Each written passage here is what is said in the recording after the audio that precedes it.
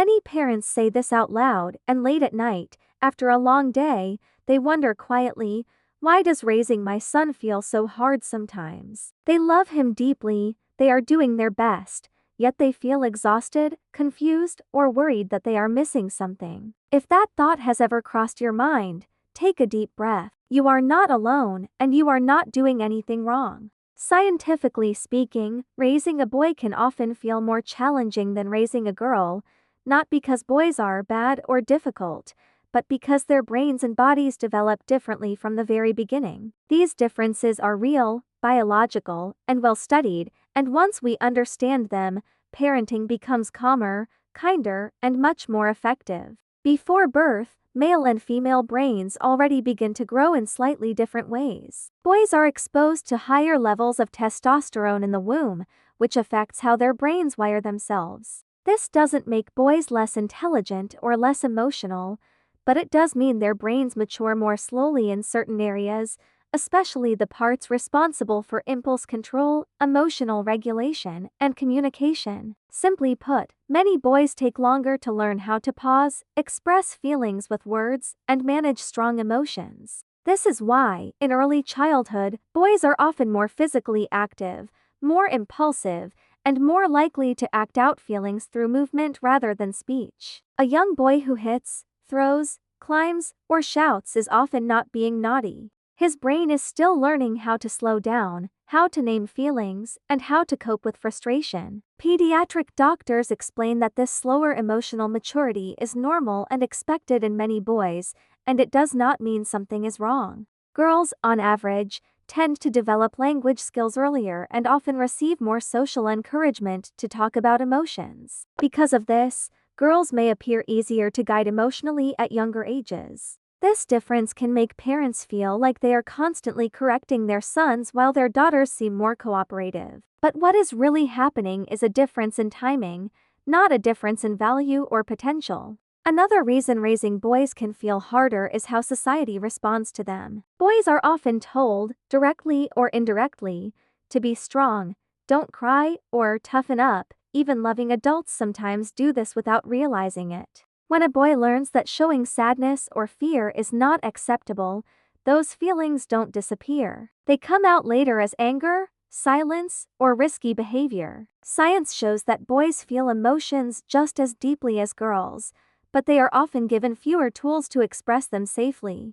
Elder wisdom has long noticed this too. Many grandparents will say that boys need more patience and more time. What modern science adds is the explanation behind it. Boys need repeated, calm guidance to learn emotional skills. They need adults who stay steady when they are overwhelmed, because their brains borrow our calm until they can build their own. If these differences are misunderstood, parents may unintentionally become harsher or more controlling, thinking their son needs stricter discipline. But research and pediatric guidance agree that harsh punishment does not help boys develop self-control. In fact, it can increase fear, anger, and emotional shutdown. What boys respond to best is consistent boundaries combined with warmth, physical activity, clear expectations, and emotional coaching. Doing it right does not mean being perfect. It means understanding what your child's brain needs at this stage of development. Boys benefit greatly from movement, outdoor play, and hands-on learning. Physical activity helps regulate their nervous system and improves focus and behavior. This is not a luxury. It is a biological need.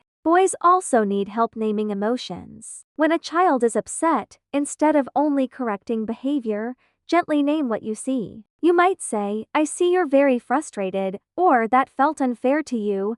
This teaches the brain to connect feelings with words, which is a key step in emotional maturity. Over time, this reduces outbursts and builds self-awareness. Connection is another powerful tool. Studies show that boys who feel emotionally connected to caregivers are more cooperative and resilient. Simple moments like listening without interrupting, playing together, or sitting close can have a big impact. These moments tell a boy's brain that he is safe, understood, and valued.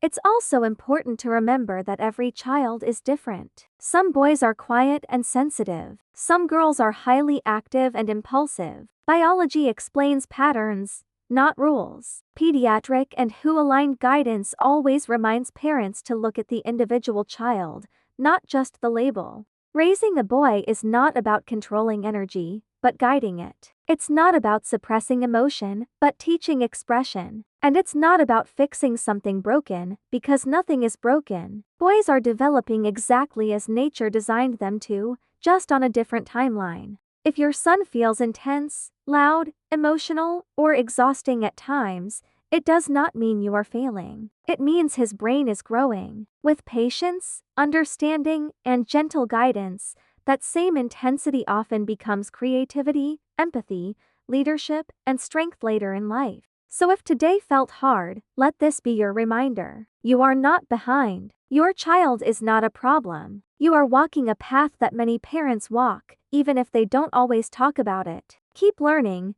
keep showing up, and keep leading with love. If this helped you feel a little more confident or understood, share it with another parent who might need reassurance. And stay with QBee for more calm, science-backed guidance on raising healthy, happy children. You are doing meaningful work, and it matters more than you know.